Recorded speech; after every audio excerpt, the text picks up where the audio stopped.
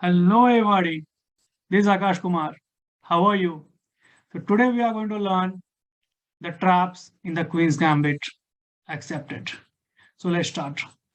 So white start with the pawn to d4, pawn to d5. Now white sacrifice the pawn on c4 and this is called Queen's Gambit. So now black accepts the gambit. Now black accepts the gambit with the d capture c4. So after this, pawn to e3. So this is the first trap which we are going to see. So after e3 move, white is simply preparing to capture on c4. So here, if black player, if he doesn't know what is the purpose of the Queen's Gambit opening, he will of course go to support the pawn. So now the trap starts with the pawn to a4. The idea is simply undermining the support of the pawn to c4. If black capture the a4, then this both pawn will fall in the some few moves, and white will be leading in great development.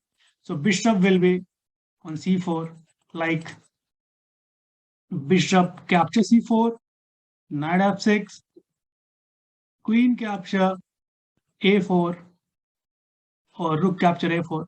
So this will be great position for white. That is why black will not capture the pawn on a4. So what he'll do here? So he can try pawn to a6, but this is going to be again a great blunder because rook was pinched along the a file. So he's also not going to support with the a6 pawn. He'll of course support with the c6 pawn.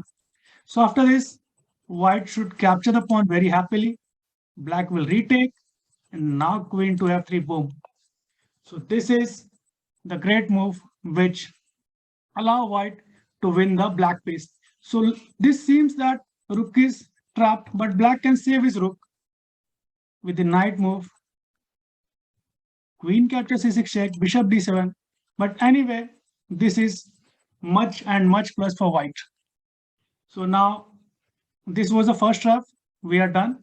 Now let's see the second trap. So in the second trap of the Queen's Gambit accepted, white start with the pawn d4 again. Black play pawn to d5, pawn to c4, and black accept the gambit again. Queen's Gambit accepted, he accepted. So knight to c3. This time white denied pawn to e3, and he went on to queenside development with the knight to c3 move. So here, black is countering the center with the pawn to c5.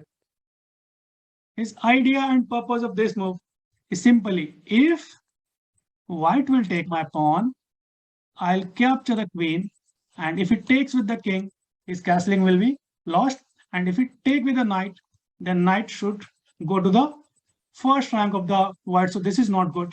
And after this knight capture d1, black can simply intend the bishop capture c5, like pawn to e6, knight f3, bishop capture c5. So here black was this was a black whole idea behind the pawn to c5 move.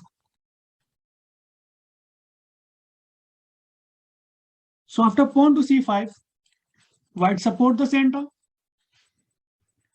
black capture in the center, hoping that white will recapture this with the pawn or queen, but not. Here white has set up the great plan in his mind, that is start with bishop capture c4.